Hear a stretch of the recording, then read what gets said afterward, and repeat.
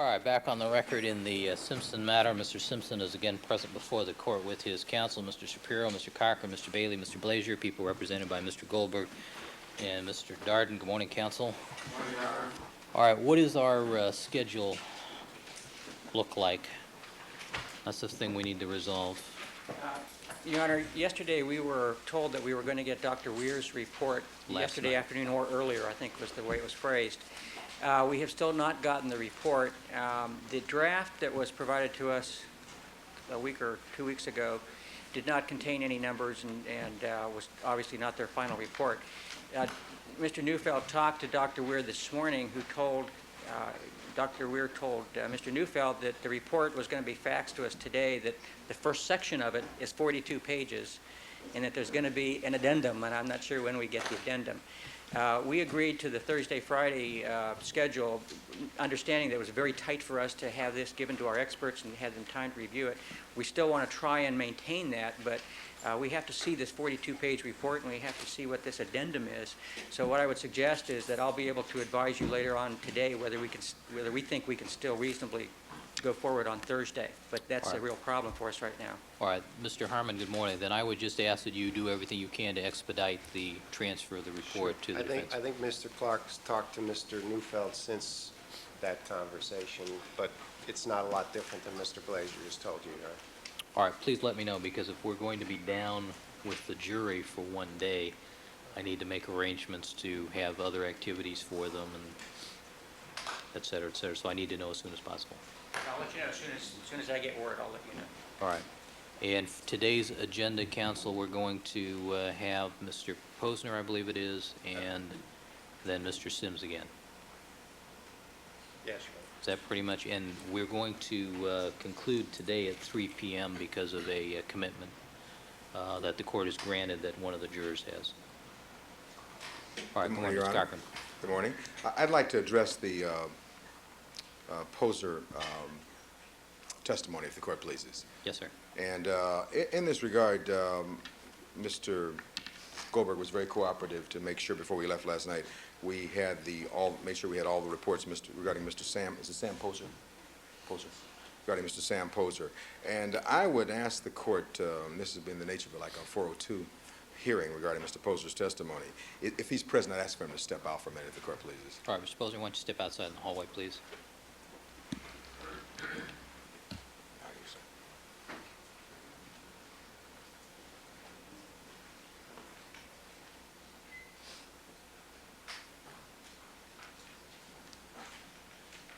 All right, the record should reflect he's withdrawn from the courtroom. Mr. Cochran. Thank you very kindly, Your Honor. As I indicated, that this would be in the nature of a 402 hearing regarding this gentleman's testimony.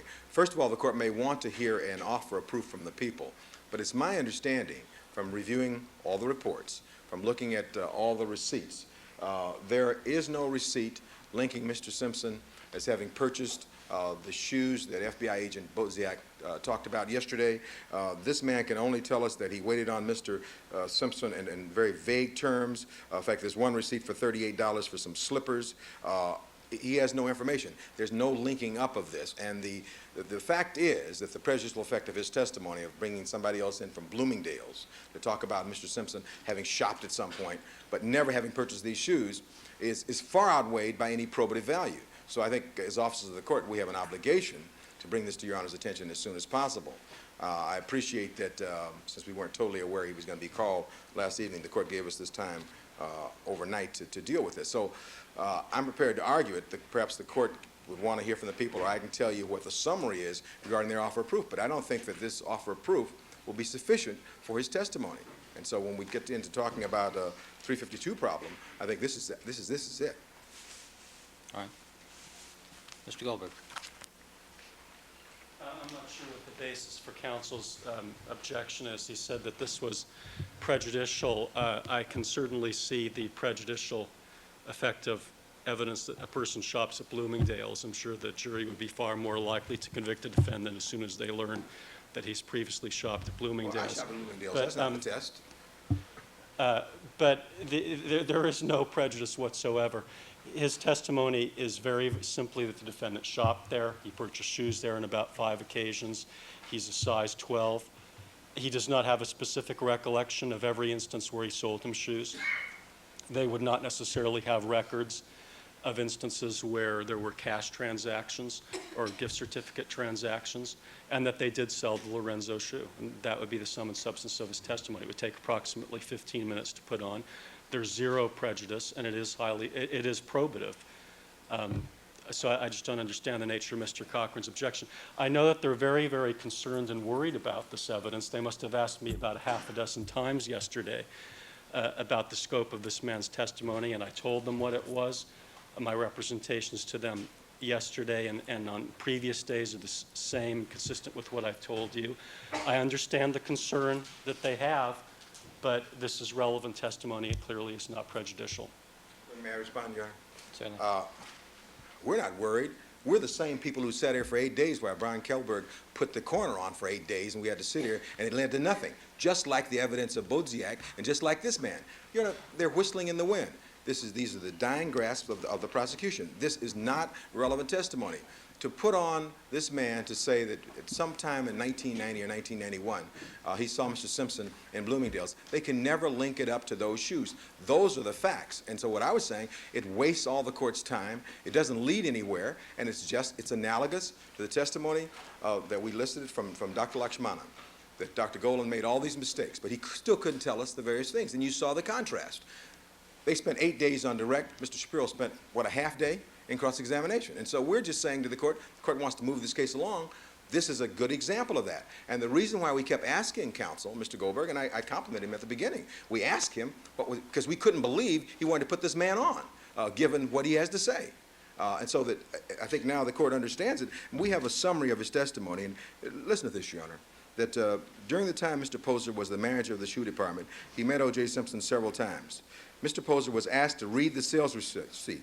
Mr. Posner stated, just by looking at the sales receipt, he was unable to tell what was purchased. Mr. Posner did not recall having any slippers priced at $38.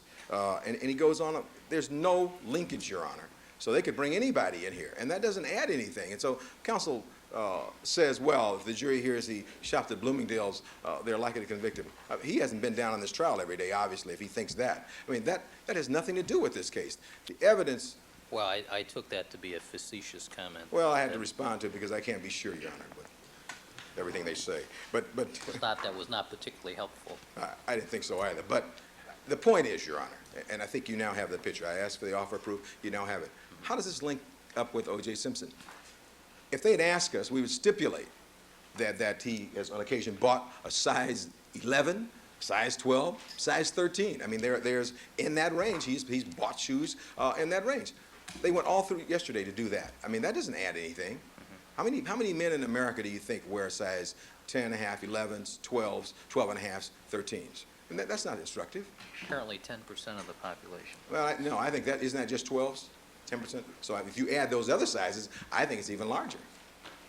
So that's the point, Your Honor. And so I'm saying that this is a point where the court has been very, very lenient with the prosecution and allowing them to advance these various theories that don't lead anywhere. And so we're just saying this is an appropriate time to say that this man shouldn't be called because it doesn't add anything to where we are. All right. Thank you. Thank you, Your Honor. All right. I take this to be a 352 objection Yes. rather than actually a request for a 402 because it appears that there's nothing that I can see that would bar his testimony if it's relevant. The fact that he's going to testify that he is the manager or was the manager of the shoe department at Bloomingdale's gives him certain amount of credibility as far as his expertise as to what the practices are at Bloomingdale's. The fact that he has personal acquaintanceship and knowledge of the defendant's shoe purchasing and that he has purchased a size 12 does have probative value. The fact that Bloomingdale's was one of the 40 stores here in the United States that sold this particular shoe, the Lorenzo, is of probative value. And I accept Mr. Goldberg's self-imposed time limit of 15 minutes in getting to this. All right. I'm not sure you can say, did he say you could say size 12? Yes. Yes, May I just say here? certainly.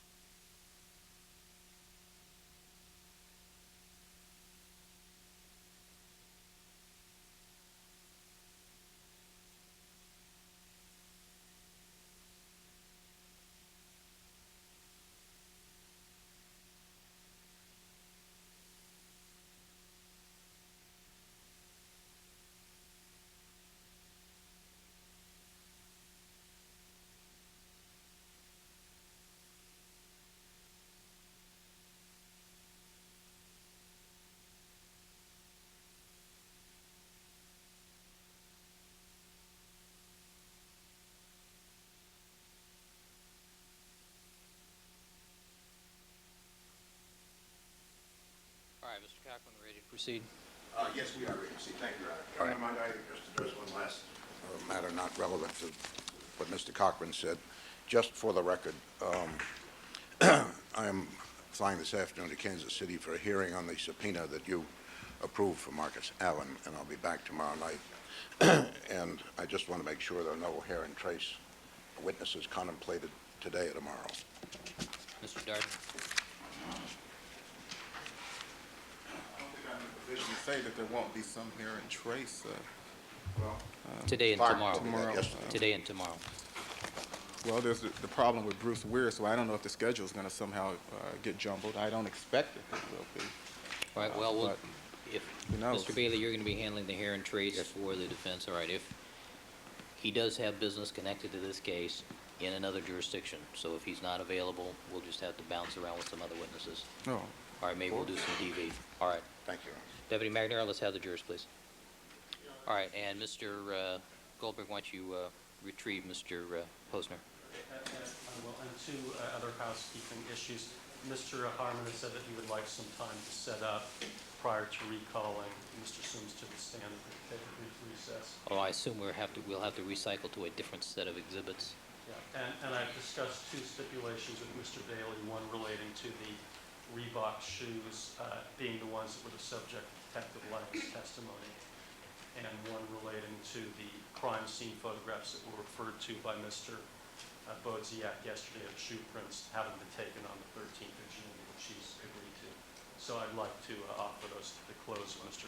All right. Posner's testimony. Thank you. The only thing that rankles about that is having offered that stipulation or actually received it, I attempted to ask the detective if he knew that those shoes came from Mr. Simpson voluntarily on the 13th, and you sustained an objection.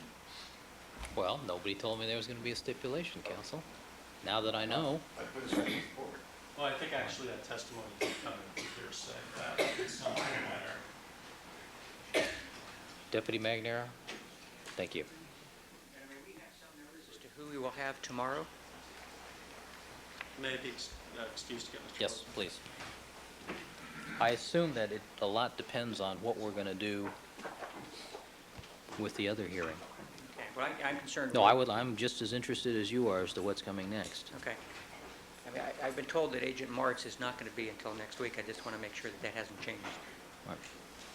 That hasn't changed. Okay. All right.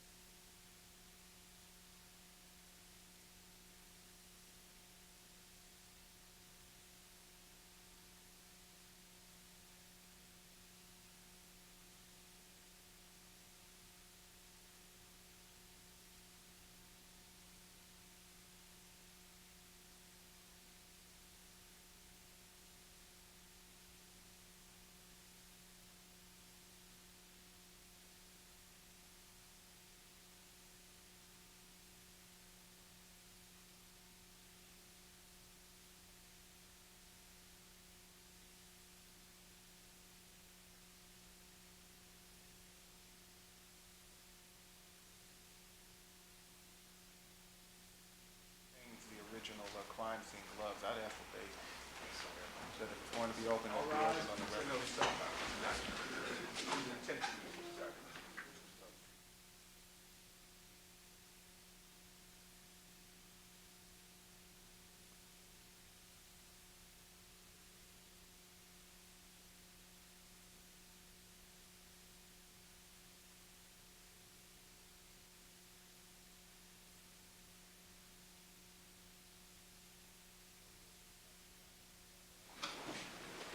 Let the record reflect, we've now been rejoined by all the members of our jury panel. Good morning, ladies and gentlemen. And Mr. Goldberg, you may call the people's next witness. Thank you. People call Sam Poser to the stand. All right, Mr. Posner, come forward, please. Mrs. Robertson. Sir, can you please raise your right hand? You do solemnly swear that the testimony you may give in your mouth now paid before this court should be the truth, the whole truth, and nothing but the truth, so help you God? I do. Please have a seat at the witness stand and state your first and last names for the record.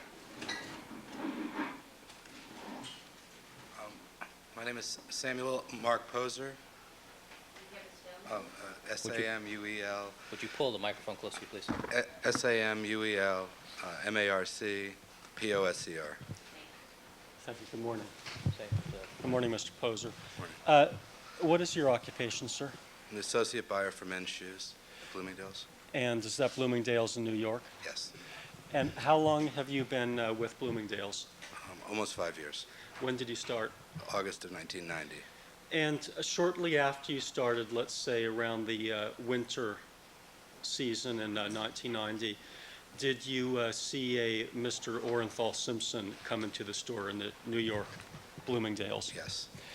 When you first saw him, did you recognize him Yes, I did. as being Mr. Simpson? Yes, I did. And do you see him in court today? Yes, I do. Can you point him out for us and tell us what he's wearing today? He's wearing a gray suit and a brown and black tie and a white shirt. Thank you. Now, sir, when you first saw Mr. Simpson, were you working in the shoe department? Yes, I was. And on that particular occasion and thereafter, did you sell shoes to the defendant? Yes, I did. And approximately how many occasions in total would you say you sold shoes to him? 4 or 5 times. Now, of the 4 or 5 times that you sold shoes, are there any occasions that you remember in terms of specifically what you sold? Only, not particularly to the shoe level, to the individual item. Okay.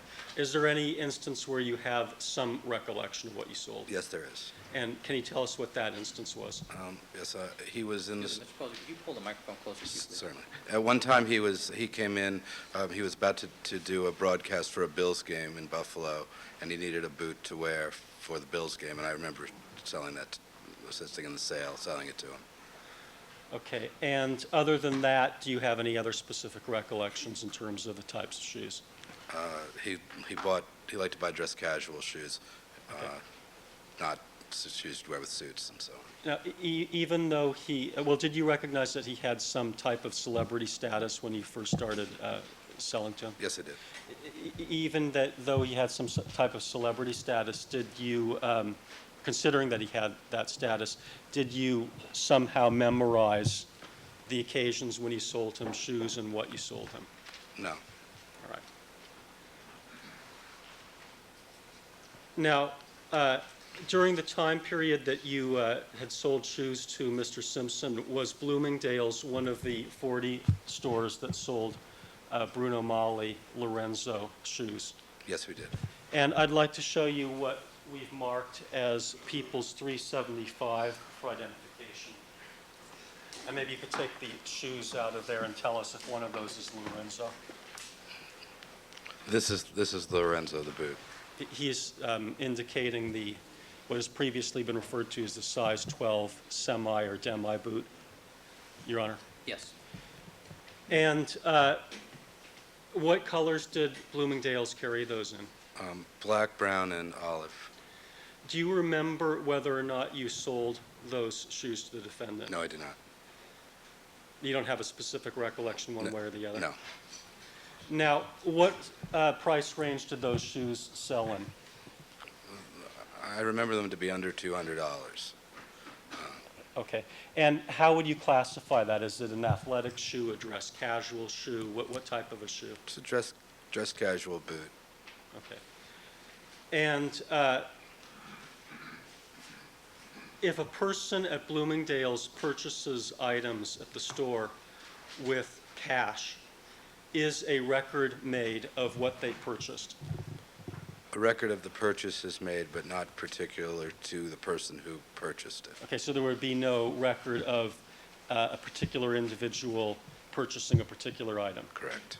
Now, if a person, well, does Bloomingdale's also have gift certificates? Yes, we do. And did they back in the time frame that you were waiting on Mr. Simpson? Yes, we did. And if a person makes a gift certificate purchase, is there a record of specifically what they purchased? No. What item they purchased? No. Okay. When you sold shoes to the defendant, did you ring up the sales? No, I did not.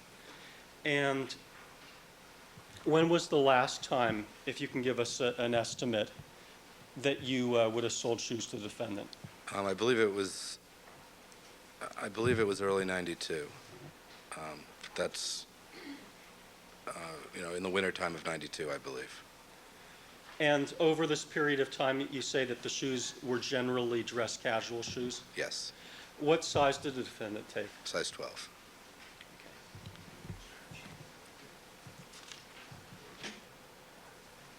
Thank you, I have nothing further. Mr. Bailey?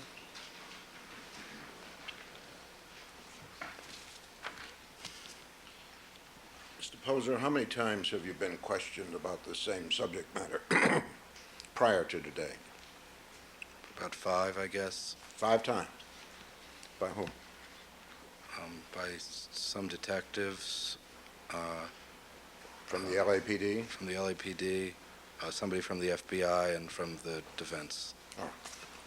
And has the subject matter always been the Lorenzo Bruno Mali shoes? No, Have any other kind of shoes been sought, if you know? not at the beginning, not specifically. Okay. What kind of records does Bloomingdale's keep when customers who charge on credit cards purchase goods? We have a journal on the register that shows who sold what to whom, to what credit card, as well as the receipt, a copy of the receipt that the customer signs. Do you have a salesman's code so that a salesman will get credit? Yes, And if you sold shoes to Mr. Simpson, would you assign the code to a salesman rather than yourself? normally I was working in conjunction with a salesperson, so that salesperson I was working with would get credit for the sale. Their code would be on the slip, not yours. Yes, correct. What other information is recorded? The date, the amount of each shoe, any discount that may have been taken, I'm sorry. the amount of the cost, the retail cost of each shoe, any discount that may have been taken, the tax, the total purchase, what the total purchase is, and the signature of the person in a charge transaction. Is there a code on the slip that will describe the item purchased? There are two types of codes. There's a UPC code, which is a UPC? Universal Products Code, Yes. which was used at that time sometimes, and there was a department, class, vendor, and Marc style code that described what the merchandise was as well. Now, did you, in cooperation with the detectives, search the records of Bloomingdale's looking for any evidence of a sale such as you've been asked about? Personally, I did no searching. Have you seen any records that were retrieved as a Yes. result of that? Yes, Have you examined them? yes, And have you found various purchases of shoes, yes. none of which were Lorenzo Bruno Mali's, right? Honestly, I didn't know the numbers off the top of my head. I know you. So I can't say to the specifics of that. Have you ever been questioned about a sales slip that showed the code for this particular shoe, or seen one? No, not that I know of. Over what period of time was this search made, do you know? I was called about 6 months ago. I got my first call about that. So from there to present, regarding this case. On one occasion, were you questioned about the sale of the boots to Mr. Simpson in connection with his duties in Buffalo?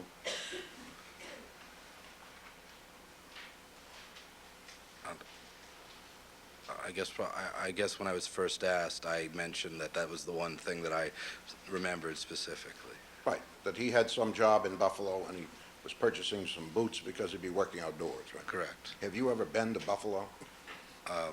No, but In I know it's wintertime? cold. Excuse me? You No. do? No, I have not. But did you understand that the climatic conditions were expected to be adverse when he bought them? Yes, I did. Were you shown a Lorenzo Bruno Mali, black in color, by Detective Pietrantonio of the LAPD? Yes, I was. And did he ask you whether or not that was similar in type to what you had sold Mr. Simpson? Did he ask me that? Yes. Yes, he did. And did you not tell him that it was not? Well, it's possible here, so it's not inconsistent. Sustain, rephrase the question.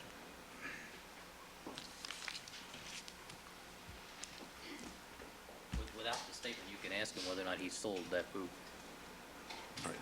Did he ask you whether or not the boot that you had told him about was similar to the shoe he was showing you? Yes, he did. Okay. And did you tell him, no, it was not? I said I did not. I told him that I did not recall selling the Lorenzo boot to Mr. Simpson. I also said that for the use in Buffalo, I probably would not have sold Mr. Simpson the Lorenzo boot for the climatic conditions that were there. Exactly. It would not do well in slush, snow, and mud, would it? Correct. Now, you mentioned the size of Mr. Simpson's shoe. Do you know if he always bought the same size or whether it varied from manufacturer to manufacturer? As far as I know, he bought the same size. I remembered it to be a 12.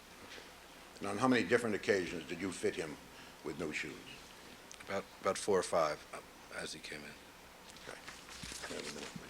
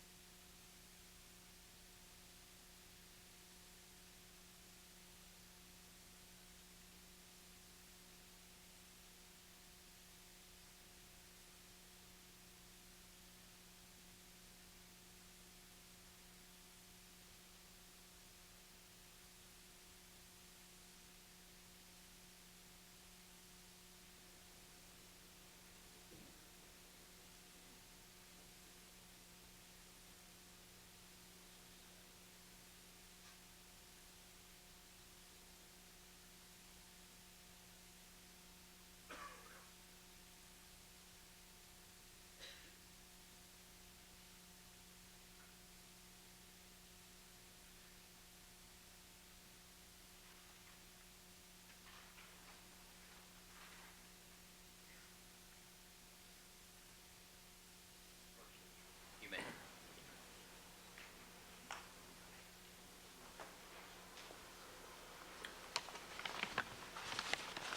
Mr. Posner, would you examine these tennis shoes, please, and assume that they are shoes belonging to Mr. O.J. Simpson?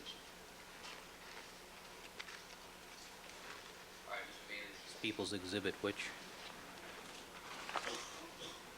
384, it looks like, from the tag, Right. Your Honor. These are the Reeboks? These are Reebok, Your Honor. Right. Can you tell me what size those shoes are? They're size 12 U.S. 12 and a half, perhaps. No, it's a size 12 USA. And European size? European size 46 and a half. Do you see anything about the width? Not, no. Okay. Let me leave this.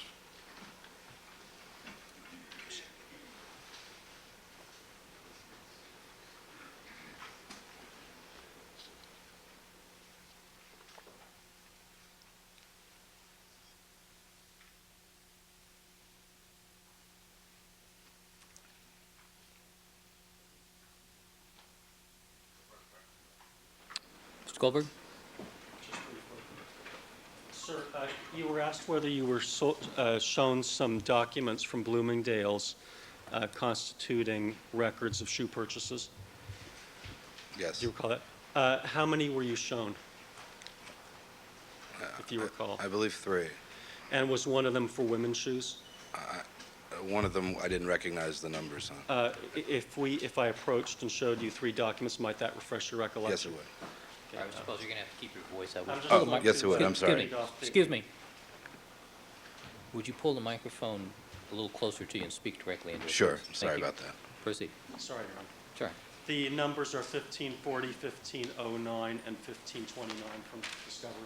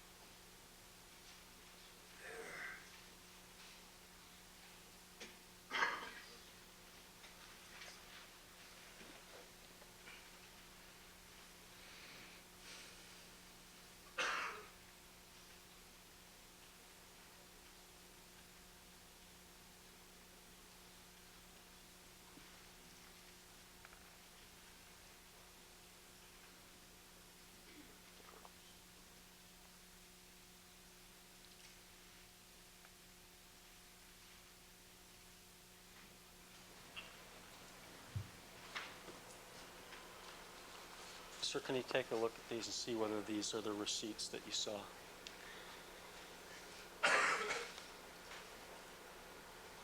Yes, these are. And was one of those for women's shoes? One of them is not for men's shoes. I assume this Okay. is the one. So if you sold shoes to the defendant on 4 or 5 occasions, would that seem to indicate that, at least insofar as the records you've seen, we do not have a record for each of those occasions? Correct. Now, if you had sold the defendant, if the defendant had wanted to purchase Bruno Magli shoes from you, the Lorenzo style, would have you sold him size 12 shoes? Yes. And he took size 12 in every shoe that you sold? As I recall, yes. Okay. And was it your business to know someone's shoe size when you were selling them shoes? Definitely, yes. Okay. Thank you. I have nothing further. Mr. Bailey?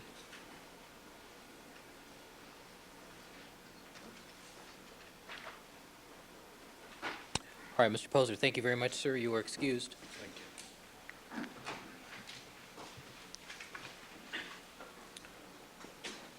Your Honor, this time I wanted to talk 2 stipulations, if I may. Yes.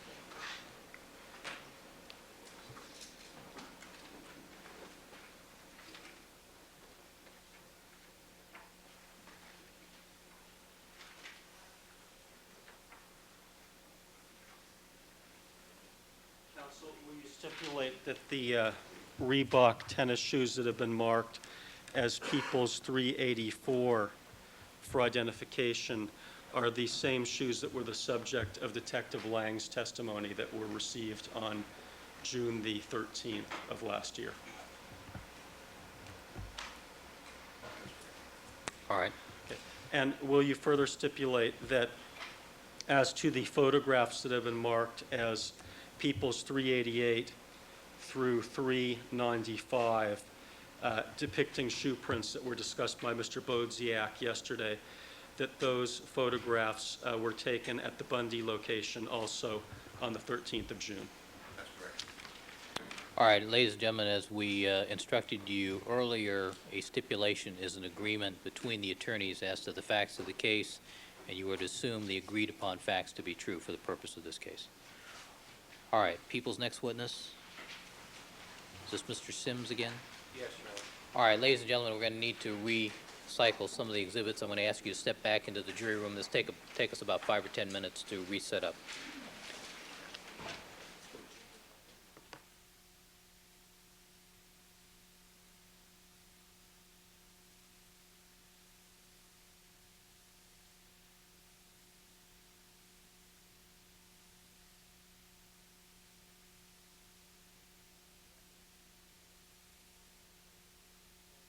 All right, back on the record in the Simpson matter. All parties are again present. Mr. Harmon, have we gotten set up? Yes, Your Honor, and I just want to explain the order I'll do things. We're going to go through some new Bronco results, some new SOC results, and some new Bundy results. Then we'll take all the boards down. I have 8 autorads. I'm going to show 3 of them on the Elmo and capture 3 of those. And then when we're done with that, I'll have all of them marked in. We've got the big light box back in the hallway. The monster. The monster. So I want to put all 8 of them up there and then afford the jury an opportunity to review them, and then we'll be done. All right, let me ask Mr. Fairlow if you could to just pull this, the Bronco easel back because it blocks the view of juror number 7.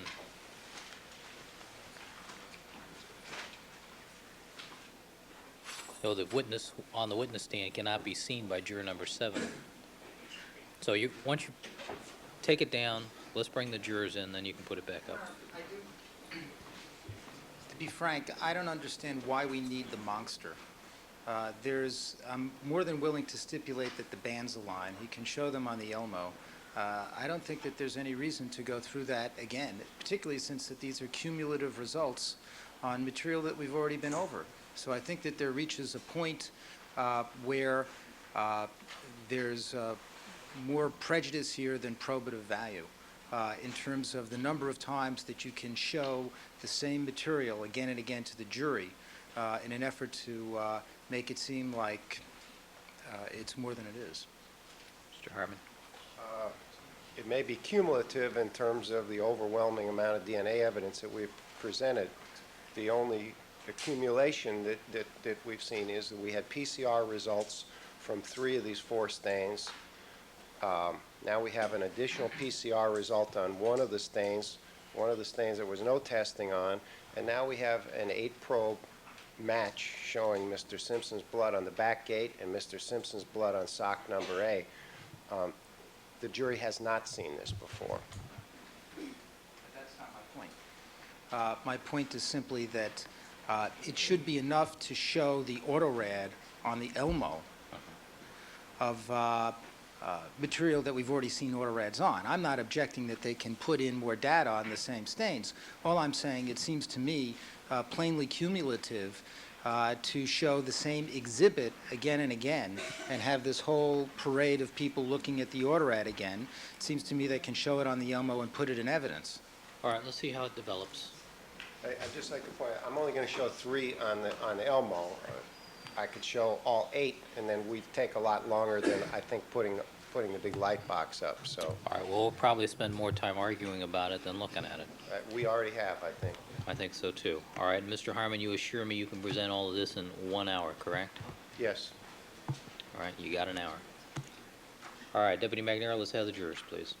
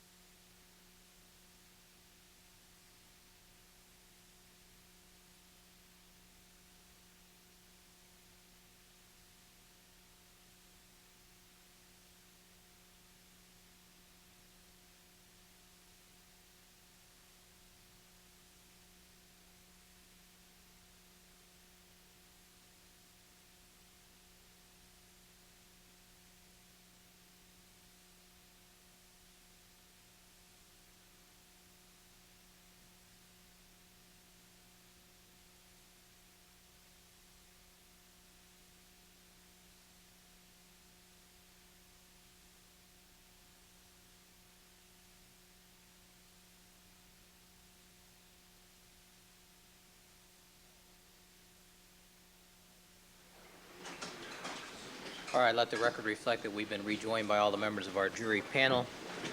And Mr. Harmon is now representing the people as to this phase. Mr. Harmon, you may call or recall your next witness. Thank you, Your Honor. Good morning, ladies and gentlemen. People call Mr. Sims, Gary Sims. My recollection is that Mr. Sims was excused subject to recall. Is that correct? Yes, Your Honor. All right, Mr. Sims, would you resume the witness stand? If they're going to be using that, may I walk over? Yes, you may. All right, good morning, Mr. Sims. Good morning, Your Honor. Mr. Sims, sir, you were reminded that you were still under oath. And Mr. Harmon, you may commence with your Thank you, Your Honor. reopen direct examination as to this witness. Thank you, Your Honor. Mr. Sims, we have a few additional results that were not available the last time you testified. Yes. Okay, and just to categorize those results, there are 2 results from the Bronco Yes. and 1 result from one of the socks Yes. and 1 result from the rear gate at Bundy, 117. Yes. Okay. Let's just go in numerical order, starting with the Bronco. Did your laboratory perform PCR testing on LAPD item number 25, which was removed from the driver's side carpet of the Bronco? Yes, a D1S80 PCR result was performed by Renee Montgomery. Okay, and what result was obtained from stain number 25 on the driver's side carpet of the Bronco? The D1S80 type was 24,25. And is that type consistent with Mr. Simpson? Yes, Is it inconsistent with Nicole Brown? yes, Is it inconsistent with Ronald Goldman? yes, Was testing also performed on LAPD item number 26 from the driver's side floor mat? yes. And what sort of test was performed on that sample? Again, that was a D1S80 test. And what was the result? The type was 24,25. Is that consistent with Mr. Simpson? Yes, Is that inconsistent with Mr. Goldman? yes, And inconsistent with Nicole Brown? yes. Could you step up to the board here, the Bronco exhibit, or result board rather, number 260, and let's start with number 25. I've made some patches here. Did you assign a DOJ DNA number to LAPD item number 25? Yes, that was assigned DNA number 39. Okay. May the record reflect, Your Honor, I'm going to put a patch in that blank column reflecting DOJ DNA 39.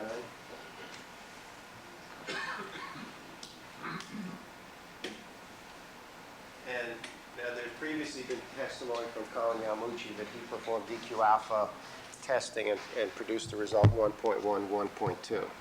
Okay. That's my understanding. Is that type consistent with Mr. Simpson's type as well? Yes, it is. Okay, and may the record reflect, I have another patch that reflects both the DQ alpha and D1S80 results. Yes. Thank you, Your Honor. Well, what I'd like you to do, Mr. Sims, so you got that black marker.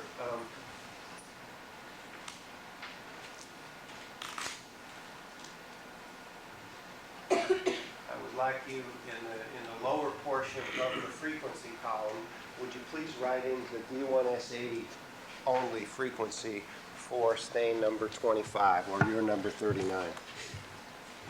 The lower portion of the Yes, just the lower. Could you put D1S80 and then what the frequency range would be for the type 2425?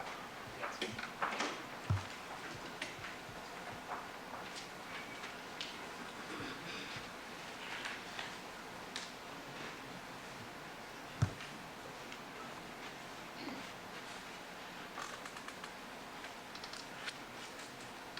So the range is from 1 in 29, and what group would the 1 in 29 reflect the frequency of? That's the Caucasian data. And then what's the 1 in 48 reflect? That's the African American data. And is there another group in between there, somewhere in the frequency range? Yes, between those would be the Hispanic data. Okay, what's the frequency in the Hispanic 1 in population? 36. Okay, and Your Honor, we've attached a patch. Could we move that down, Mr. Fairtlow, that reflects LAPD 26? And may the record reflect, we've just taped it on to the top of People's Exhibit number 260. Okay, Yes. Mr. Sims, and that's your DOJ DNA number 40, LAPD item 26 from the floor mat driver's side? Yes, And the patch reflects the D1S80 type 2425? yes. Could you write in the frequency for the D1S80 type for the result that you've obtained, which is consistent with Mr. Simpson? Okay.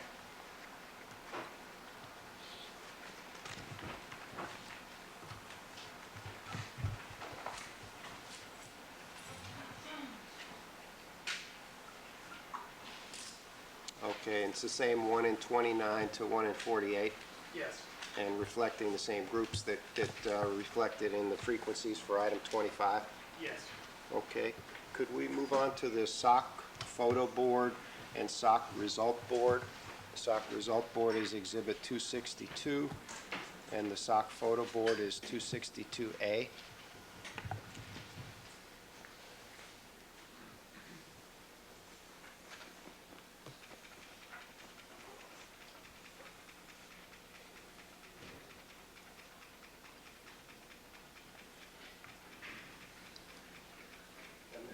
What sort of testing have you performed on SOC 42 or sock A, which you've designated for stain 42A3. What kind of test have you performed since you were here last?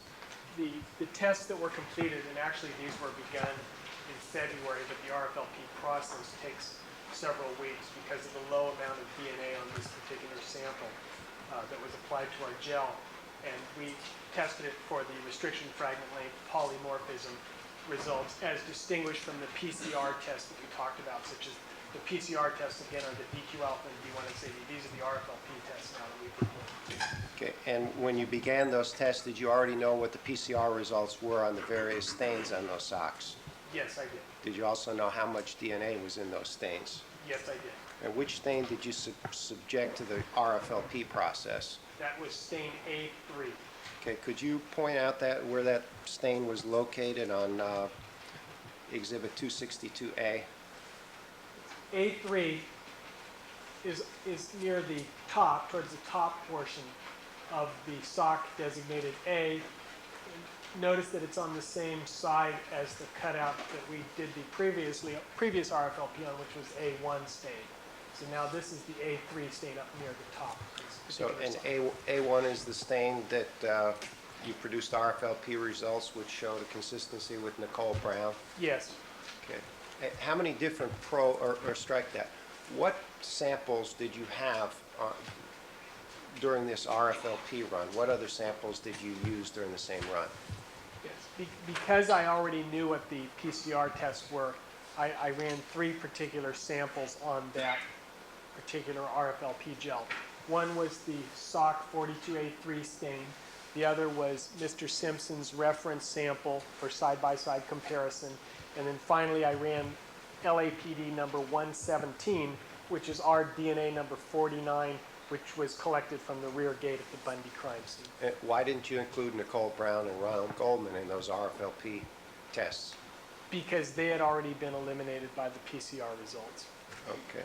How many different probes were you able to submit 42A3 to when you conducted the RFLP tests?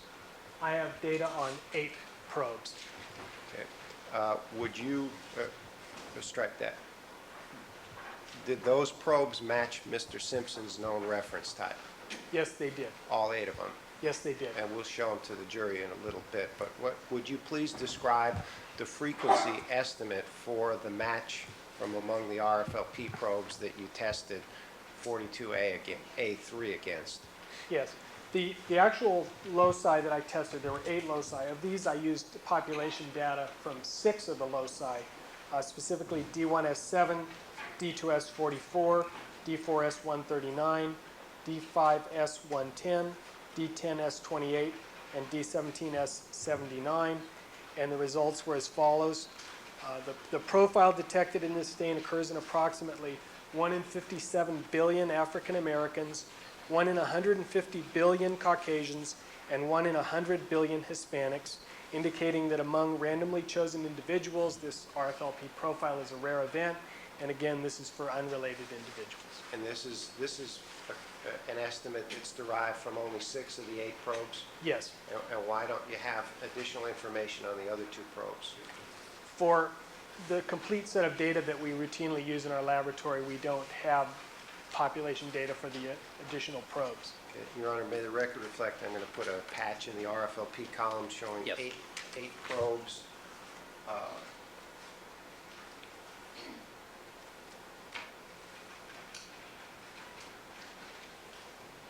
Now, Mr. Sims, you have previously testified about a frequency estimate derived from the DQ alpha and D1S80 data.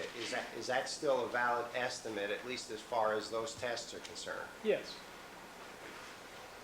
What I'd like to do is put a blank magnetic cover over the PCR frequency data for 42A3. And if you will, Mr. Sims, as you have in the other stains, would you please describe the more common to the least common and write them in on Exhibit 262? Okay. For the RFLP data, the range was from 1 in 57 billion to 1 in 150 million.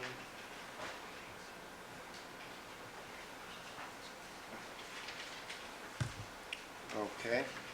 Let's move on to the Bundy rear gate stain. That was run in the same set of RFLP tests that 42A3 was done in. Is that correct? That's correct. It was on the same gel.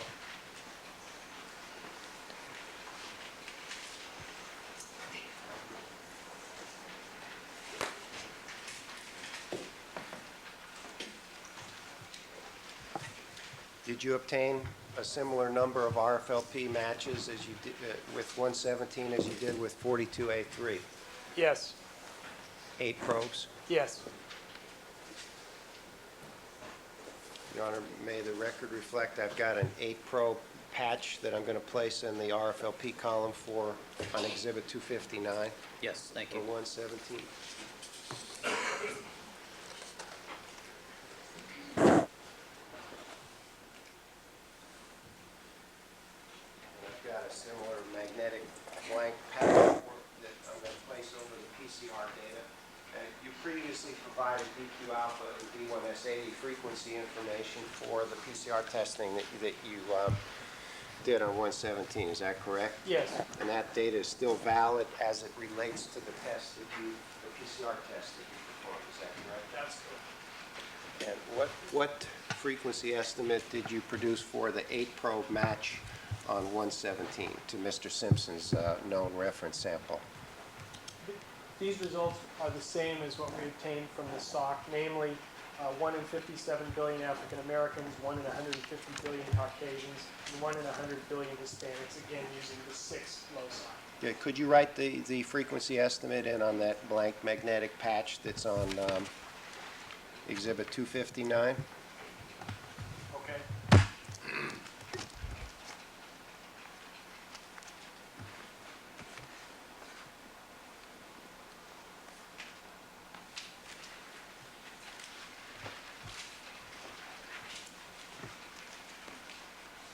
Okay, Mr. Sims, Mr. Fraley, could I get the boards down? I'd like to have marked as people's 400 for identification, a set of 8 autorads, and I'll describe I've got them in a certain order here. They're labeled A30. May that be 400A, A31B,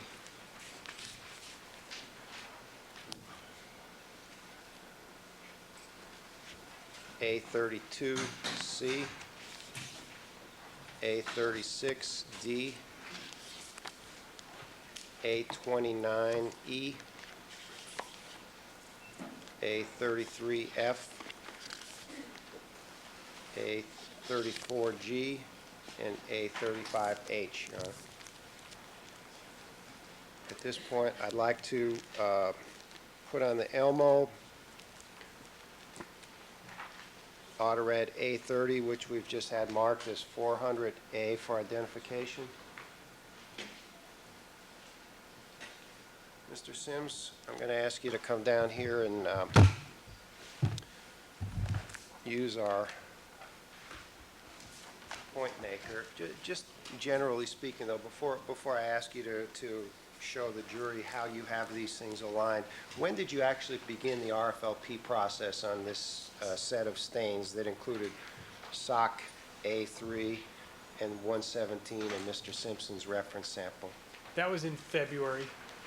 And when did you actually have tests continued even beyond when you left Berkeley?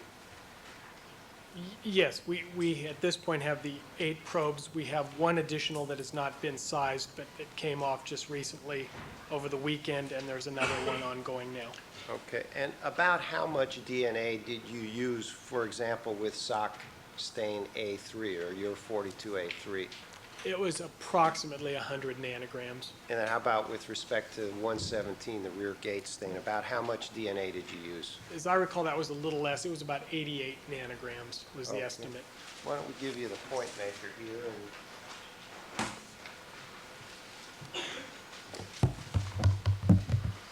if you would, just help us get oriented on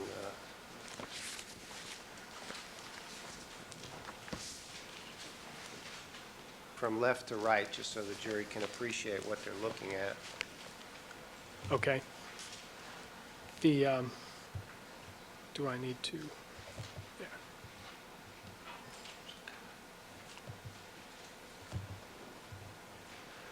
I'll go through this briefly because I remember we went through this last time. These are the ladders, what we call the ladders, or the molecular size standards, where you see several bands in particular lanes. So that would be here in lane 1, 4, 6, 8, and 10. Then as far as the sample lanes, we have in lane 2, this is that K562 sample. This is the national standard that's run on as a control on every one of our RFLP autorads. This third lane has our quality control sample. Again, this is the one that's unknown to me at the time of the analysis, and I go ahead and do my sizing and submit the data to see whether or not I got the correct answer on that particular sample. Then skipping over here to lane 5, this is the lane in which we have the sock stain designated A3, then another ladder. Then we skip over here to Mr. Simpson, the defendant's reference sample, his known blood sample in this lane, another ladder, and then in this next to the last lane, we have the blood stain number 117 from the rear gate. And then we finally finish it off with another ladder sample. Okay, why don't we just mark the three samples, Mr. Simpson's sample, the sock sample, and the rear gate sample, and this is the only one we'll do it on, just so we can capture exactly what you've described. Could you use some color? Would you like me to mark the bands? Or Yeah, the bands. Okay.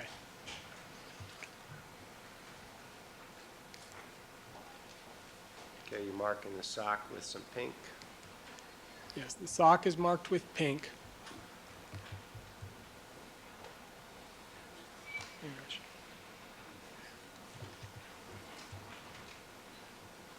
The defendant's reference sample bands I will mark with the green.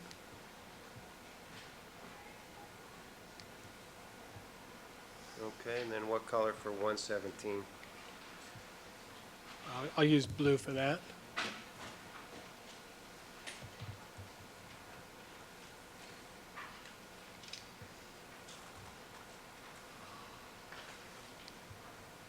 Okay, can we capture that? May that be 400A1, Your Honor? 481. Okay, and why don't we place 400B on the Elmo, Your Honor? Clear the arms.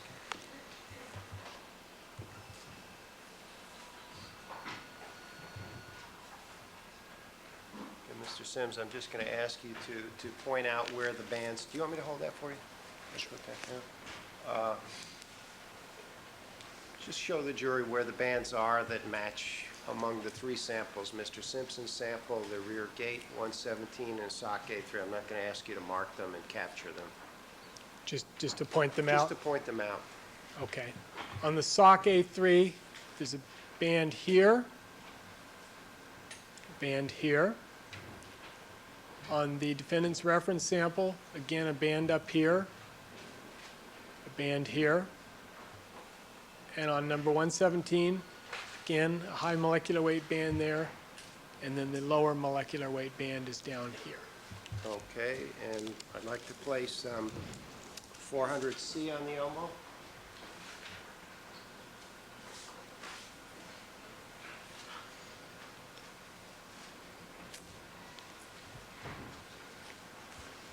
Could you please point out where the bands that match among those three samples are? Okay.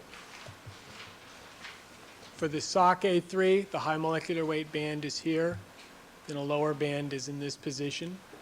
For the defendant's reference sample, again, a band up here, and then a lower band again in that position. And then for number 117, the rear gate, the high molecular weight band is here, and the lower band is in that position again. Okay. Your Honor, at this point, I'd like to bring in the light box and put all 8 autorads up there as well as 400A1, if that's okay. Proceed. Thank you. Be careful if you recollect the box blew out our electricity the last time.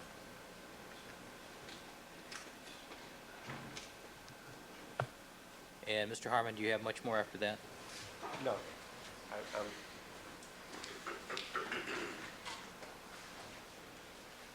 couple questions and I'm done. All right.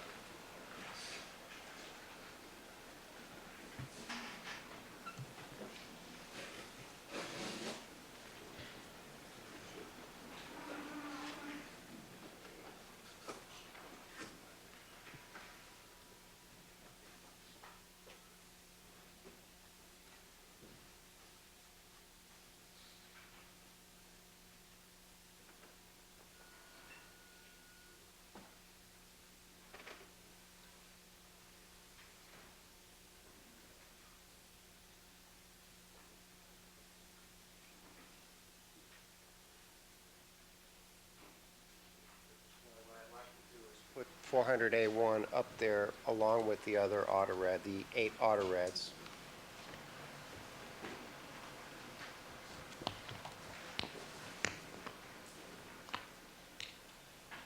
Mr. Sims, would you, in the order I've got these, would you place the 8 auto reds up there?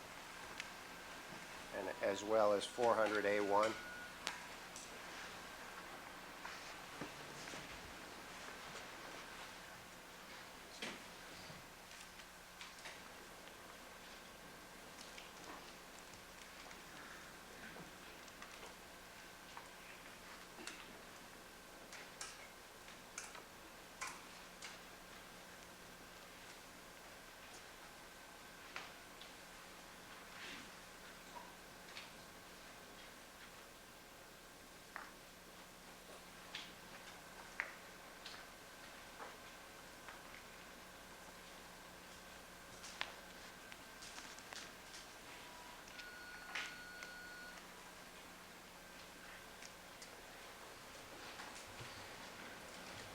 Okay, Your Honor, they're all in place now.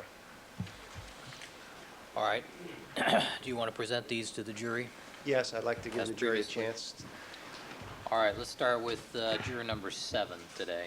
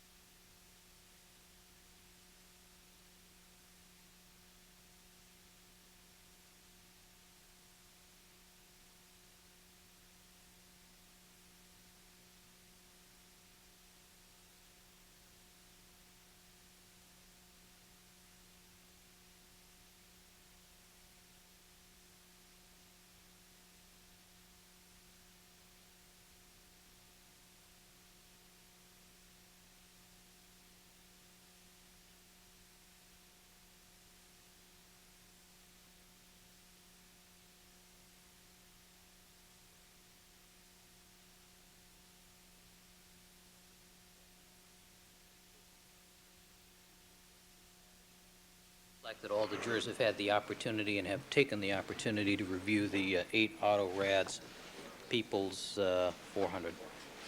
Just a couple more questions. Mr. Sims, now, why did you only do RFLP on 117? Excuse me, Mr. Harmon, do you want to step on the other side of the monster there? Sure. And can we turn the light off, please? Mr. Sims, you actually had 3 stains from the rear gate that you did testing on 115, 116, 117, is that right? That's correct. And why did you only do RFLP on 117 from among those 3 stains? From among those 3 stains, the yields were lower on 115 and 116 such that it might be difficult to get any RFLP at all out of those 2. Okay.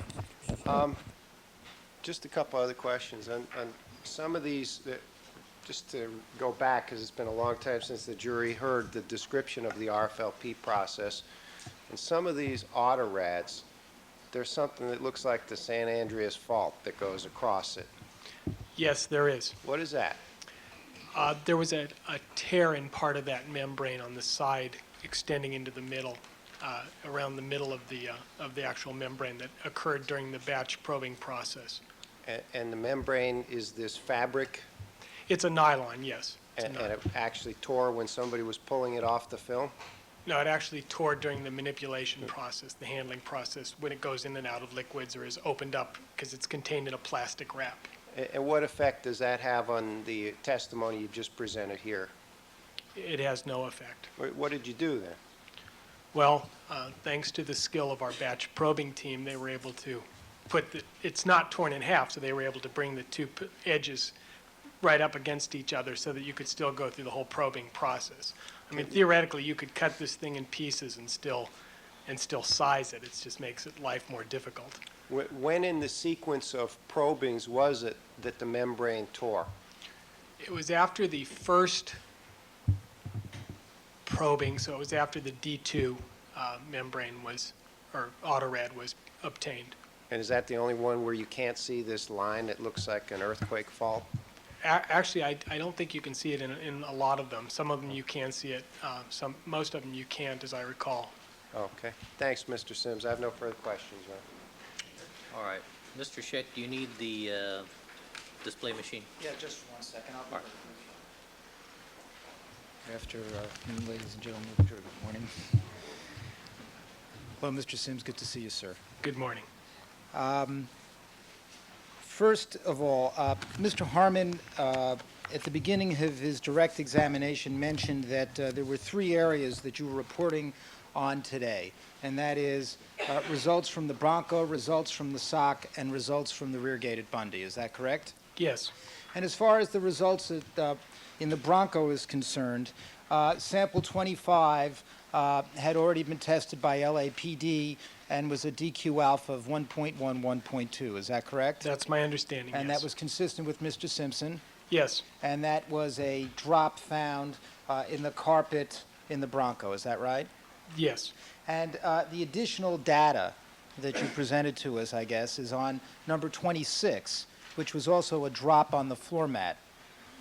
Yes, I don't know the exact distribution as far as it being a drop or a smear, but there was some blood on the floor mat. Blood on the floor mat. And you did just a D1S80, and this came out 2425. Yes. And that's consistent with Mr. Simpson. Yes. And no indication of an 1818 allele that would indicate a mixture with Nicole Brown Simpson. There was no indication of that. Okay. All right. Now let's move to the rear gate, to the SOC, excuse me. And what you told us about is blood that was found, I guess, on the SOC that was up on the calf area near the top of the SOC. Yes. All right. And basically what you've reported to us today are some additional probes that you conducted on that sample. Is that correct? Well, this was the first time I had presented any of the RFLP data on this sample. But actually, I think the last time you were here, just so we don't confuse things, even though you didn't present the data, we had a discussion, did we not, on the fact that you had been able to conduct RFLP testing and you had done some probes on that. Yes, I recall that. Okay. Now, So basically what you're here to tell us is that you did more probes there, is that right? Yes. Okay, now could we turn to what is Defense 1192B, previously in evidence, a chart? B. B. The last time that we discussed, now I'm at the rear gate, okay? Okay. And the last time that we discussed, last time you were here, we had a discussion of the amount of DNA and the nature of the DNA on the rear gate. You recall that? Yes. And as a matter of fact, on your, in your testimony for the prosecution, you had presented an analysis of the concentration of the DNA that was found on the 3 samples in the rear gate, 115, 116, and 117. You recall that? Yes. And then we went over a comparison of the swatch DNA samples at 115, 116, and 117 based on your data. You recall that? Yes. And the basis of this comparison was to take what are known as nanograms, which is sometimes shortened as NG, is that correct? Yes. And compare it to the milligrams, and that's a measure of weight.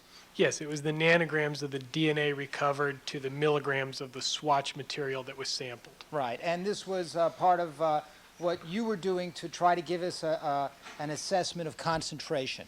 Is that correct? Yes. All right. Could we show the comparison? Because Mr. Harmon did ask you something here about why you didn't do 115, 116 in the amount of DNA. Now, in the comparison of the swatch DNA samples to 115 and 116, you found that there was 2 times as much DNA in those samples as there was to number 6, which was a drop recovered at Rockingham. That's correct. Next. 15 times as much as 47, which is the first, which is a drop found at Bundy, correct? Yes. Next. 22 times as much DNA as number 48, another Bundy drop. Yes. Next. 135 times as much DNA as sample number 49, another Bundy drop. Yes. Next. And 25 times as much as number 50, which is another Bundy drop. Yes. Is there another one? Okay. Now, this comparison is in terms of the amount of DNA, but wouldn't it be fair to say that certainly as far as 47, 48, 49, and 50 are concerned, that what you're finding there with respect to those blood drops is that there was bacterial degradation of those samples? Yes, again, we discussed this in detail last time, but that's Right. my interpretation as to what most likely happened, is that there was a bacterial degradation of those samples. Right. And as far as 115 and 116 are concerned, by the use of your yield gel and slot blot analysis, you did not find bacterial degradation in those samples. I did not detect that same bacterial degradation type pattern that I saw in those other samples. Thank you. Now, could we look briefly at 1192A? Now, 1192A is the comparison of DNA samples to 117, and that is the backgate sample for which you were able to do RFLP testing. Is that correct? That's correct. And you found 4 times as much, the concentration here to be 4 times as much. Oh, Howard, is that correct?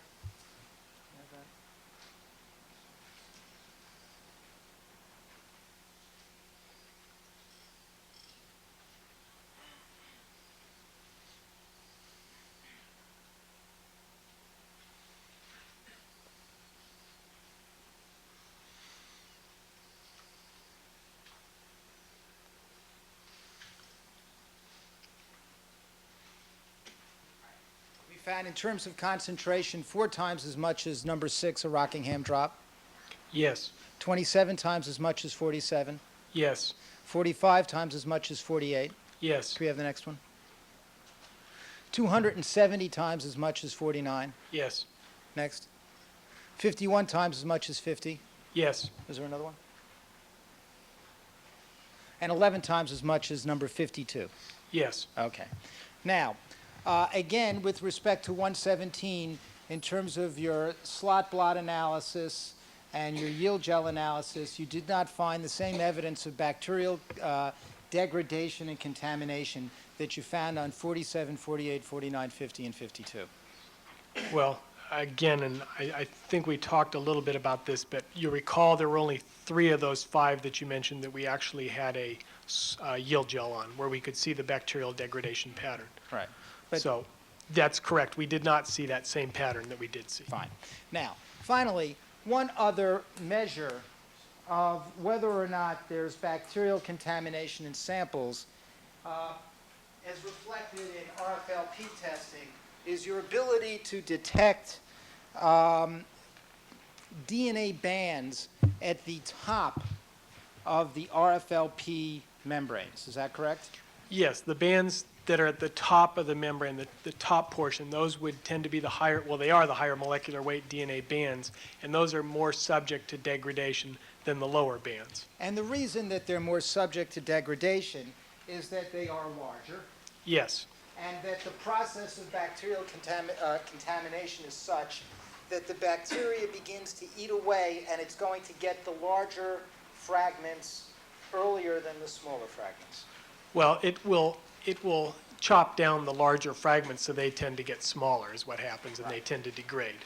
And if you were to have significant or even substantial, I think we use those 2 terms Yes. to make a distinction in regard to bacterial degradation.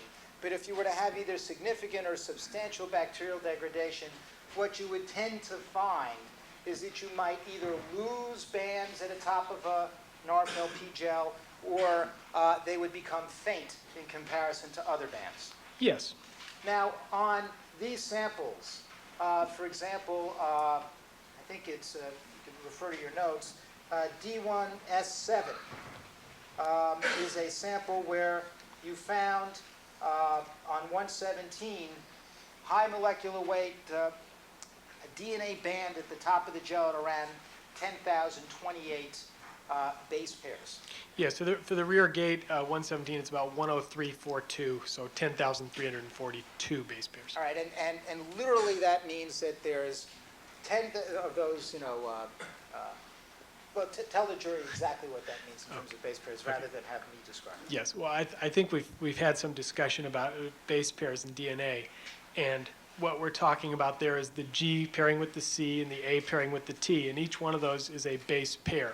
So this would be 10,300 of those is the size of the fragment. So if you could visualize this, you recall seeing these, the hydrogen bonds bringing the 2 DNA strands together, there would be 10,000 some odd of these units together. And that's the size of this fragment after the restriction enzyme has cut it into the pieces.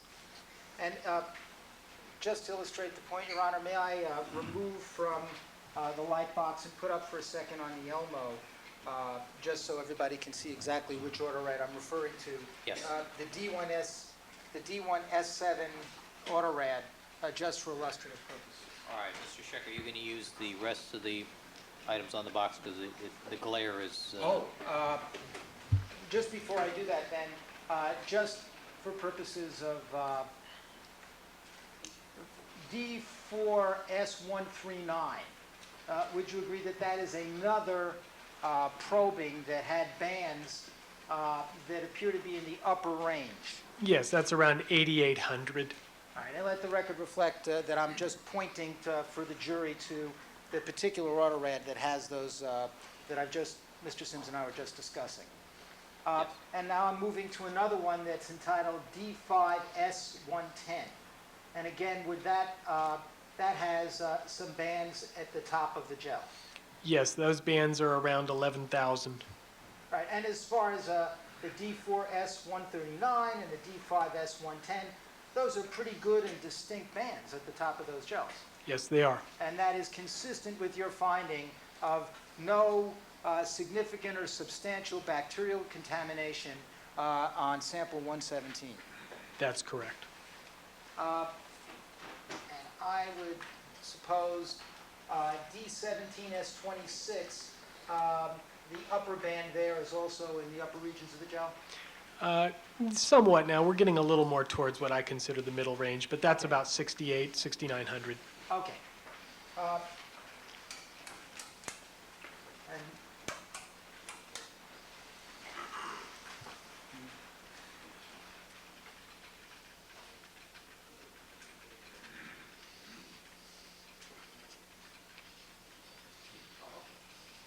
right, and could you just, if you do me a favor and come down here and just circle the high molecular weight band on 117.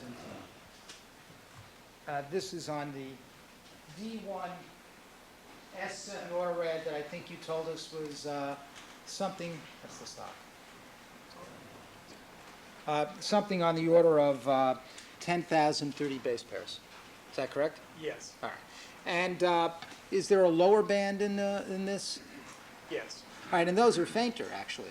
Yes, and that's typically what is seen because there's a lot more copies of where the probe is hitting in the higher band than in the lower band. So when you see a spread like that, where the bands are quite spread out across or from the top and bottom to the gel, that usually the lower band is significantly weaker than the upper band. But the fact that the upper band, which is more distinct and more intense than the lower band, that's another good indication that we don't have any significant or substantial bacterial contamination with 117. That's correct. Okay, no further questions, Your Honor. Mr. Harmon?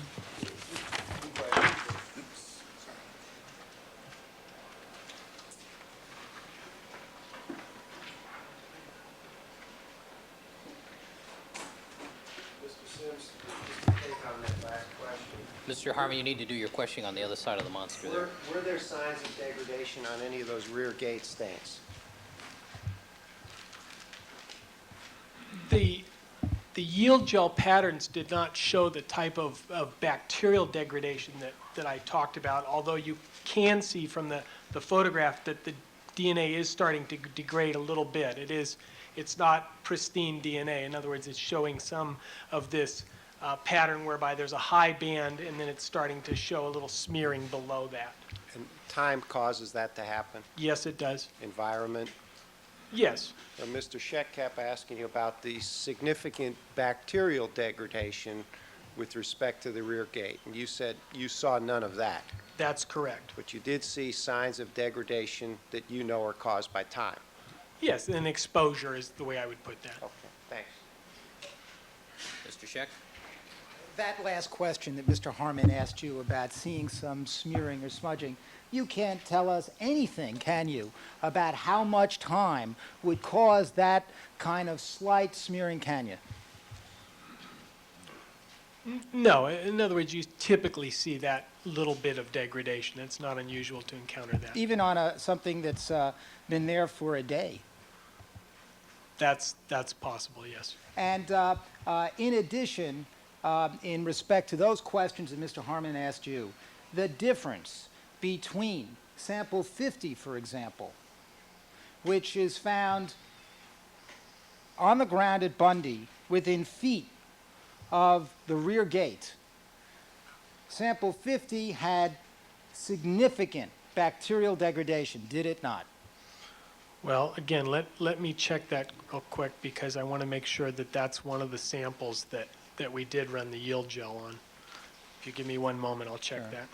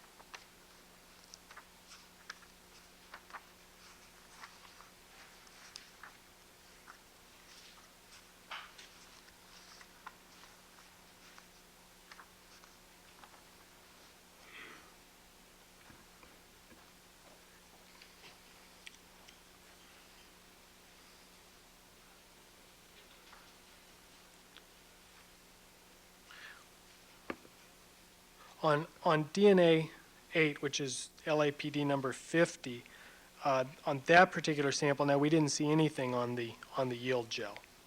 There was none of this, no pattern period. In other words, there was no high molecular weight, there was no degradation pattern. Well, when you say there was nothing on the yield gel, what does that mean in terms of the amount of high molecular weight DNA you have?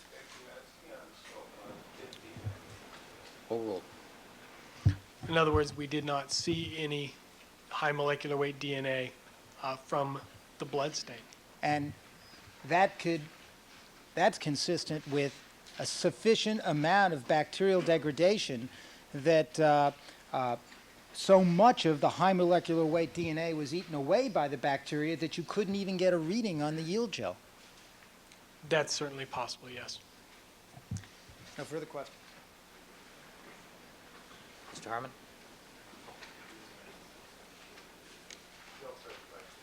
All right, thank you very much, Mr. Sims. Good to see you again. Thank you, Your Honor. Good to see you again. All right. Almost as nice as mine. All right. All right, Mr. Harmon, can we get the monster out of here? Mr. Wooden, would you assist him on that, please?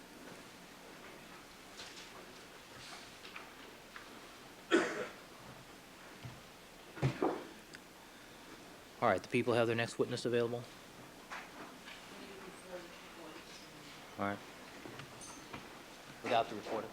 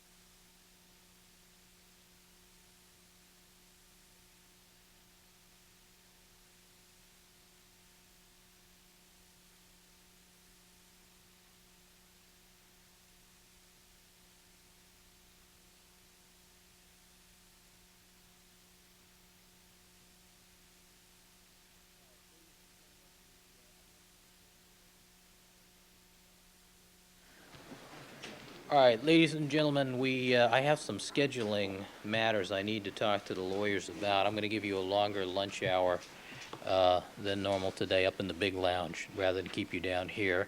Also, if you recollect, one of the jury members needs to attend a graduation this afternoon, so we'll be quitting early today at 3 o'clock.